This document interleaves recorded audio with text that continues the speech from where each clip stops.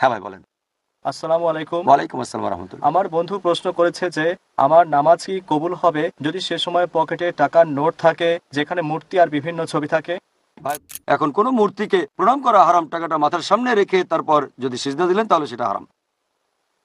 ভাই, আমরা কি চিকিৎসার জন্য রেকি প্র্যাকটিস করতে পারি? এখন এই কাজটা যদি ইসলামিক শরিয়ার বিরুদ্ধে যায় তাহলে সেটা হারাম।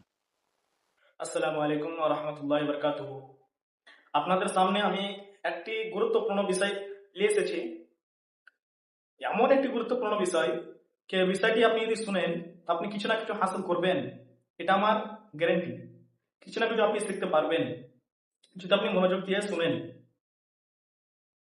বিষয়টি হচ্ছে নমাজ। নমাজ কাকে বলে, নমাজ কি জিনিস, হারাম খাইলে কি হবে, হালাল খাইলে কি হবে, তাই আপনাদের সামনে এই বিষয়টি আমি তুলে ধরেছি। আর আপনারা কিছু শিখে যাবেন। আর আপনারা যদি আমার এই চ্যানেলে নতুন আসেন তো চ্যানেলটিকে সাবস্ক্রাইব করবেন। ভাই, আমরা কি চিকিৎসার জন্য রেকি প্র্যাকটিস করতে পারি? ভাই, প্রশ্ন করলেন রেকি প্র্যাকটিস করা যাবে কি না। এটা হচ্ছে অন্য একটা ধর্মের বিশেষ চিকিৎসা পদ্ধতি। ভাই, অন্য কোনো ধর্মের চিকিৎসা পদ্ধতির কথা যদি বলেন আপনি, অন্য কোনো ধর্ম বিজ্ঞান, সেটা হতে পারে একটা সাবজেক্ট, যেমন বেদিক অঙ্ক। অঙ্ক, তবে বেদিক অঙ্ক, এটা একটা আলাদা ফিল্ড। অথবা বাস্তুবিদ্যা, আর্কিটেকচার, এরকম যে কোনো সাবজেক্ট। এখন এই কাজটা যদি ইসলামিক শরিয়ার বিরুদ্ধে যায় তাহলে সেটা হারাম। যদি আল্লাহ এবং রাসূলের বিরুদ্ধে যায়, কোরআন হাদিসের বিরুদ্ধে, তাহলে হারাম, না গেলে হারাম না। অন্য ধর্মের কোনো প্রতীক পড়াটা হারাম, কারণ হাদিস এটা বলছে, এটা হারাম। তবে অন্য ধর্মের এমন কোনো নিয়ম যদি মানেন যেটা তাদের প্রতীক না, তবে ধর্মের একটা অংশ, যেমন কোনো ধর্মে হয়তো আলু খাওয়ার নিয়ম আছে, আমি আলু খেতে পারবো। হ্যাঁ, তারা আলু খাচ্ছে, আপনিও খেতে পারেন, কারণ ইসলামে আলু খাওয়া হারাম নয়। তাছাড়া আলু খাওয়াটা বিশেষ কোনো ধর্মের প্রতীকও নয়। জৈনদের কাছে পেঁয়াজ খাওয়াটা হারাম। আমরা কি পেঁয়াজ খেতে পারবো? অনুমতি আছে, হ্যাঁ, তবে না খাওয়া মুস্তাহাব, কারণ জৈনরা বলেছে সেজন্য না, কারণ আমাদের নবী বলেছেন হারাম না।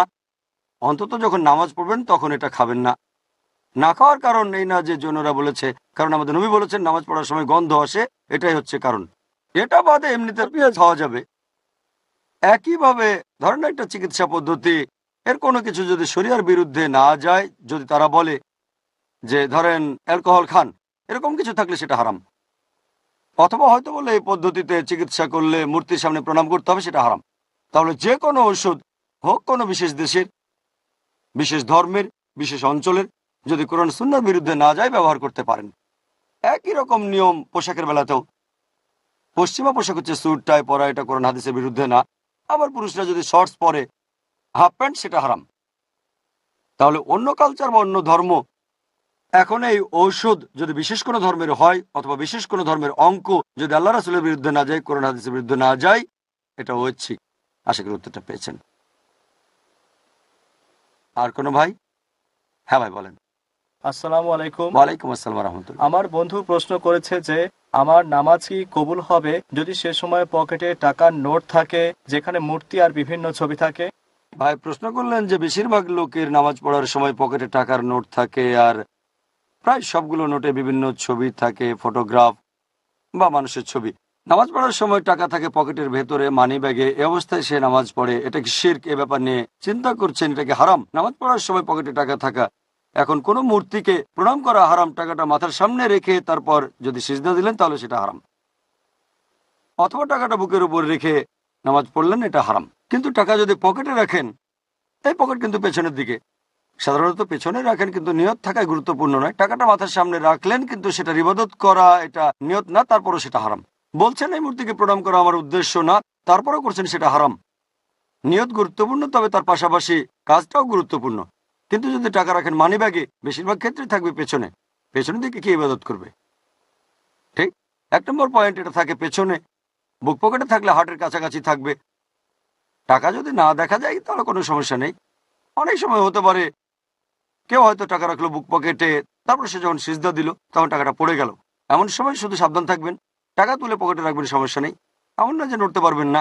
আপনার সামনে ভুল কোনো কিছু হলে কেউ আপনার সামনে দিয়ে গেলে তাকে থামাতে পারেন। হাদিস বলছে দরকার হলে জোর করে থামাও। ঠিক। যদি এরকম কোনো কিছু হয়, হতে পারে পকেটে ছিল আর সিজদার সময় পড়ে গেল একটা ফটোগ্রাফ, এবার প্যান্টের পকেটে রাখেন যেন আর না পড়ে, তাহলে প্রত্যেক সিজদায় আপনাকে ওঠানামা করতে হবে, একটু সাবধান থাকবেন। যদি এমনিতে আপনার পকেটে থাকে তাহলে কোনো সমস্যা নেই, শিরক হবে না, আপনি ভালোভাবে নামাজ পড়তে পারবেন। তবে টাকাটা যেন আপনার সামনে না থাকে, দেখা না যায়, পকেটে রাখেন, শার্টের অথবা প্যান্টের, সমস্যা নেই। আশা করি উত্তরটা পেয়েছেন। তো হ্যালো বন্ধুরা, আপনারা হয়তো এই ভিডিওটা অবশ্যই দেখেছেন আর কিছু হাসিলও হয়েছে। তার জন্য আমি এই ভিডিওটা আপনাদের কাছে তুলে ধরেছি আর আপনারা এই ভিডিওর মাধ্যমে কিছু শিখতে পেরেছেন।